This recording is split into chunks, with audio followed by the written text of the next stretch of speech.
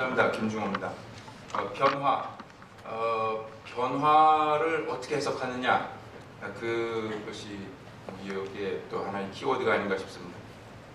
다른 얘기부터 시작하면 이제 중국이 변하고 있다. 많은 분들이 동의하시죠. 중국이 벌써 대국이 됐다. 영향력이 커졌다. 그럴 때 저는 꼭 한마디를 덧붙입니다. 중국이 안 변하는 부분 두 가지가 있습니다. 하나는 공산당이 통치하고 있습니다. 하나는 개발도상국입니다. 네. 그것은 이제 변하지 않는 어떤 본질적인 특성에 관한 것입니다. 그리고 겉으로 이제 드러나는 현상들을 가지고 우리가 중국에 대해서 논하죠. 북한에 관해서 얘기할 때도 비슷한 접근법이 필요한 것 같습니다. 북한에 변하지 않는 부분, 그 근본적인 부분들은 분명히 이렇게 옆에 리스트업을 해서 챙기고 있어야 되고, 또 그 옆에 지금 변하고 있는 그 현상들은 뭔가, 이 현상의 어떤 그 특징들이 어떻게 나타나는가. 그래서 2002년에 7 개선 조치를 했을 때 그때 3년 동안 나타났던 변화를 보면서 우리 남한 사회와 또 전 세계가 어떻게 북한이 개혁 개방을 하는 것인가, 뭐 이런 퀘스천을 아주 강하게 던졌습니다. 지금 2012년, 13년 또 올해 이어서 북한 김정은 정권이 변화의 제스처들을 취하는 걸 보면서 북한은 정말 변하려고 하는 것인가, 이것이 더 개혁적인가 아니면 덜 개혁적인가, 이런 퀘스천을 할 수밖에 없는 것 같습니다. 이제 거기서 근본적인 어떤 변화들을 우리가 분석할 때에 근본적인 또 변하지 않는 부분도 혹시 짚어야 되겠죠. 최근에 이제 김정은 제1비서의 비만 문제, 뭐 건강 문제 이런 것이 등장을 할 때 모르겠습니다. 그것이 그 이미지가 마치 북한 경제의 이미지랑 오버랩되는 그런 착각을 한번 해봤습니다. 우리 사람이 몸이 아프면은 어떤 뭐 이렇게 여기가 찢어졌다든지 부러졌다. 그러면 그 증상에 대해서 이렇게 처방하는 게 있고요. 또 그것이 유발되게끔 하는 원인이 뭔가, 그 원인에 대해서 처방하는 게 있겠죠. 그래서 우리가 쉽게 말하는 뭐 한방 접근법이 있고 양방 접근법이 다 다를 겁니다. 아마 북한의 어떤 개선 조치 이런 건 뭐 양 박사님께서 아주 친절하게 잘 설명을 하시면서 지금 흐름을 다 짚어주셨습니다. 북한이 과연 변화를 하는 것 같긴 한데 그 변화를 어떻게 읽느냐, 그건 이제 아마 그 분석의 수준, 그 레벨, 수준에 따라서 우리가 받아들이는 게 좀 다를 것 같습니다. 뭐 좀 유치한 비유입니다만, 예를 들어 뭐 유럽이라든지 뭐 미국 아주 잘 사는 나라 사람들이 이렇게 볼 때에 식당에서 그 청결도를 뭐 본 그 어느 정도 이렇게 말하는 것과 우리 한국 사람이 식당에 갔을 때 청결도를 얘기하는 것, 그다음에 중국 사람이 얘기하는 것, 그다음 북한 사람이 와서 얘기하는 것, 이게 다 다를 것 같습니다. 연변에 가서 식당에 가서 밥을 먹는데 종업원이 숟가락을 갖고 오다가 땅에 떨어뜨렸어요. 그러더니 자기 옷에 쓱 문지르더니 저한테 탁 주고 가는 겁니다. 다른 중국 분들은 아마 뭐 탁 받아서 즐겁게 먹었을 것 같은데, 북한의 어떤 현상들을 읽을 때에 중국 분들은 늘 그러죠. 북한이 변하고 있다. 우리가 예전에 경험했고 다 비슷한 방식으로 변하는데 속도의 차이다. 그러나 우리 한국 사람들은 그게 뭐 변하는 거냐. 우리가 햇볕 정책 기간 10년 동안 열심히 뭐 해주고 했는데 아니 지금 돌아보니까 뭐 변한 게 없는 것 같다.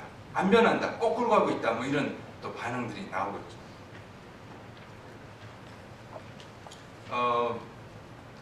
거기에 이제 아마 학문적인 그 분석의 틀이 좀 더 정교하게 만들어지고 북한의 변화를 어떻게 읽어야 되는가, 그런 그 해석의 부분, 해석에 대한 가이딩 그 지표들이 좀 더 만들어져야 될 필요가 있는 것 같습니다.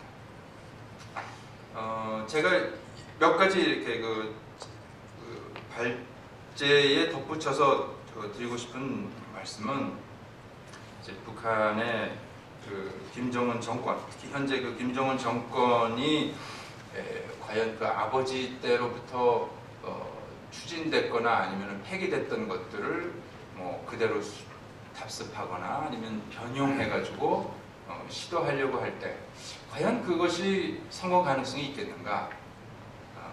또 아니면 그것은 결국 그 제한적인 개혁 조치이기 때문에 실패할 수밖에 없다라고 봐야 되는가?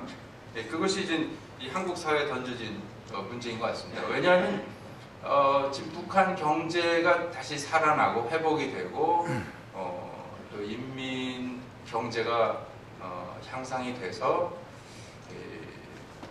나중에 우리가 통일될 때에 우리의 부담이 훨씬 줄어들기를 기대하기 때문에 지금 우리가 이 북한 경제 이슈에 관심을 주지 않겠습니까? 북한 경제를 보는 그 몇 가지 이제 그 지표들, 중요한 척도들 중에 하나가 이제 북중 관계겠죠. 그 대외 관계인데 대외 관계에서 다른 관계들은 다 막혀 있지만 이제 북중 관계는 지금 뚫려 있죠. 근데 최근에 들어서는 이제 북중 관계조차도 지금 흔들리고 있다. 뭐 최근에 그 올해 초에는 이제 5개월, 6개월 넘게 중국으로부터 북한에 가는 원유가 중단됐다. 이런 소식도 들려고요.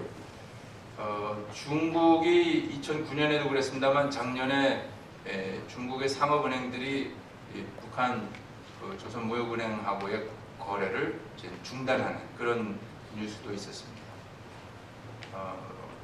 과연 중국은 이제 전략적으로 북한에 어떤 선택을 보이고 있는가?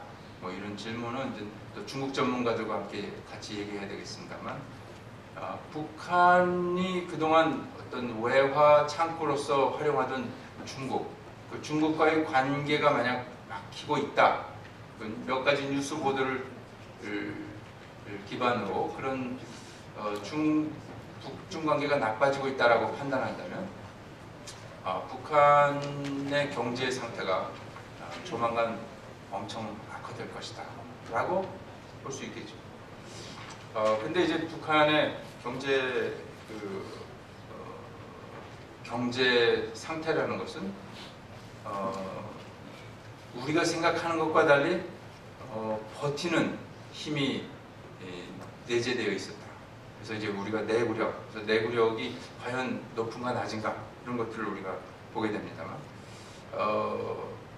북한 사람들이 지금 고민하는 것이 뭐냐면은 이제 개발구도 설치하고 외자 유치하기 위해서 박람회도 하고 열심히 홍보를 하는데 돈이 안 들어옵니다.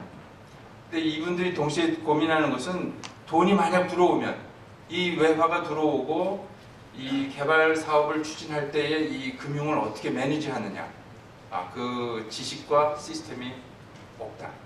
이것을 어떻게 대처해야 될지 모르겠다라는 그런 그 북한 경제 담당자들의 그런 속내들이 요새 흘러나오고 있습니다. 겉모양은 사실 변화하고 있고 또 개혁의 옷을 입고 있지만 그 속은 변하지 않는 그런 모습들. 아마 그게 아까 앞에서 이제 정치 사회 쪽을 설명하시는 그 발제 속에서도 다 설명된 것처럼 이 북한의 어떤 경직된 그런 정치 사회 구조 또 경제 구조에 의해서 어떤 변화의 그런 폭이 상당히 제한되어 있지 않느냐, 그렇게 볼 수 있는 것 같습니다. 한 가지만 더 말씀드리면 이제 광물 자원을 그동안 수출해서 외화를 벌어들였고 북한이 그 외화를 가지고 그동안 경제를 유지해왔다라고 볼 수 있는데요. 그것은 오히려 북한 경제에 더 해로운 독이 될 수도 있다라고 볼 수 있을 것 같습니다. 한 가지 예를 들면 이제 몽골의 경우가 지난 5년에서 10년 동안 중국의 광물 자원을 팔아서 엄청난 현금 유입을 경험했는데, 몽골이 현금을 가지고 흥청망청 쓰면서 그 산업을 발전시키고 경제 개발하는 쪽에 전략을 짜지 못하는 그런 모습을 보고 있습니다. 북한도 이 광물 자원으로 어떤 임시 방편을 삼는 것은 역시 한계가 있다. 그리고 이제 그 중국과의 관계만이 아니라 이제 이 북한이 이 국제사회로부터 여러 경제 지원을 받으려고 하는 것, 그런 거에도 이제 한계가 있습니다만, 그 북한이 어떤 외부의 지원을 받아들이는 수용 능력을 내부적으로 갖추지 않는 한 외부의 지원이 더 증가하기는 어려운 그 구조적인 한계를 갖고 있다. 이런 것들을 좀 더 염두에 두고 그 북한 경제를 더 짚어야 되지 않을까 그런 생각을 하면서 제 토론을 마치겠습니다.